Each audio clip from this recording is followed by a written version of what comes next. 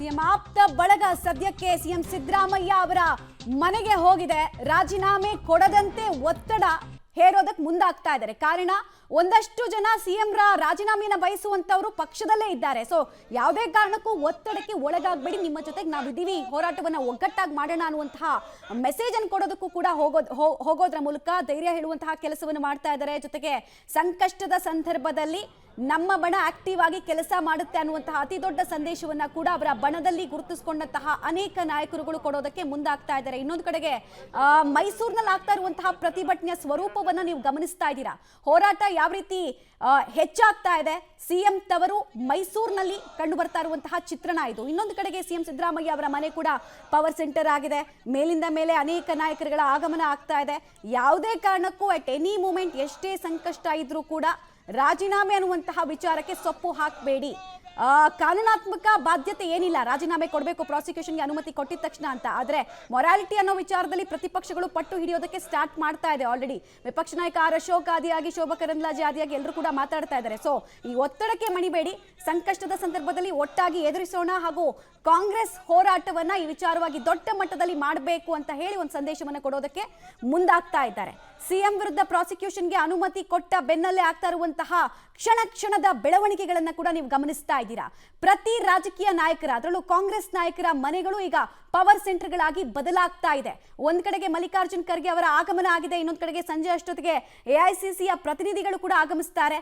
ಮತ್ತೊಂದು ಕಡೆಗೆ ಕಾಂಗ್ರೆಸ್ ಕಾರ್ಯಕರ್ತರು ಬೀದಿಗಿಳಿದು ಪ್ರತಿಭಟನೆ ಮಾಡ್ತಾ ಇದ್ದಾರೆ.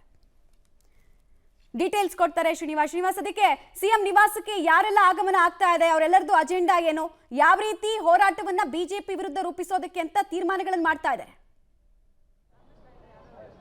ಮಮತಾ, ಒಂದು ರಾಜ್ಯಪಾಲರು ಪ್ರಾಸಿಕ್ಯೂಷನ್ಗೆ ಅನುಮತಿ ಕೊಟ್ಟ ಬಳಿಕ ಸಿಎಂ ಅವರ ನಿವಾಸಕ್ಕೆ ಬಹುತೇಕ ಕ್ಯಾಬಿನೆಟ್ ಮಿನಿಸ್ಟರ್, ಸಚಿವ ಸಹೋದ್ಯೋಗಿಗಳು ಬಂದು ಸಿಎಂ ಅವರಿಗೆ ನೈತಿಕ ಧೈರ್ಯ ತುಂಬುವಂತ ಒಂದು ಪ್ರಯತ್ನವನ್ನ ಮಾಡ್ತಿದ್ದಾರೆ. ಎರಡನೇದಾಗಿ ರಾಜ್ಯಪಾಲರು ಮತ್ತೆ ವಿಪಕ್ಷಗಳ ವಿರುದ್ಧ ರಾಜ್ಯಾದ್ಯಂತ ಹೋರಾಟವನ್ನು ರೂಪಿಸಬೇಕು ಅನ್ನುವಂಥ ನಿಟ್ಟಿನಲ್ಲಿ ಚರ್ಚೆಗಳು ಆಗ್ತಿದ್ದಾವೆ. ಸಂಜೆ ಕಾಂಗ್ರೆಸ್ನ ಹೈಕಮಾಂಡ್ನ ನಾಯಕರು ರಾಜ್ಯಕ್ಕೆ ಆಗಮಿಸುತ್ತಿದ್ದಾರೆ. ಸಿಎಂ ಸಿದ್ದರಾಮಯ್ಯನವರ ಜೊತೆ ಚರ್ಚೆ ಮಾಡಿ ಮುಂದಿನ ಕಾನೂನಾತ್ಮಕ ಹೋರಾಟಗಳೇನು ಅನ್ನುವಂಥದ್ದು ಒಂದು, ಎರಡನೇದು ರಾಜಕೀಯವಾಗಿ ಯಾವ ರೀತಿಯಾಗಿ ಈ ಒಂದು ಪ್ರಕರಣವನ್ನ ಎದುರಿಸಬೇಕು ಅನ್ನುವಂತ ಚರ್ಚೆಯನ್ನ ಮಾಡ್ತಿದ್ದಾರೆ. ಡಿ ಕೆ ಶಿವಕುಮಾರ್ ಆಗಿರಬಹುದು, ಎಚ್ ಕೆ ಪಾಟೀಲ್ ಆಗಿರಬಹುದು, ಪರಮೇಶ್ವರ್ ಆಗಿರಬಹುದು, ಹೀಗೆ ಬಹುತೇಕ ಸಚಿವರು ಈಗಾಗಲೇ ಸಿಎಂ ನಿವಾಸಕ್ಕೆ ಬಂದು ಸಿಎಂ ಅವರ ಜೊತೆ ಮಾತನಾಡ್ತಿದ್ದಾರೆ.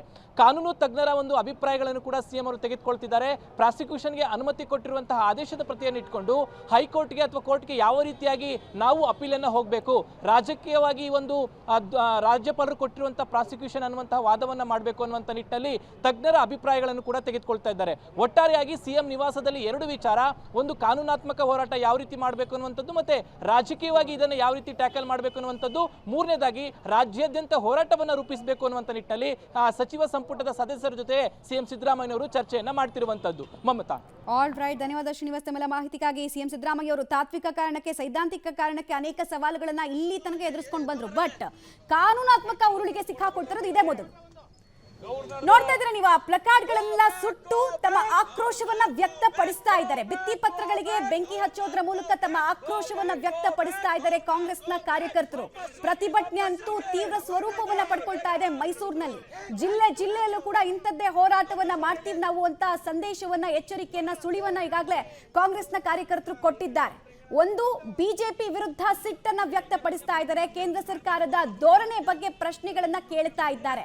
ಹಾಗೂ ರಾಜ್ಯಪಾಲರು ಕೇಂದ್ರ ಸರ್ಕಾರದ ಕೈಗೊಂಬೆಯಂತೆ ವರ್ತಿಸ್ತಾ ಇರೋದು ಕಾಂಗ್ರೆಸ್ ಕಾರ್ಯಕರ್ತರ ಆರೋಪ.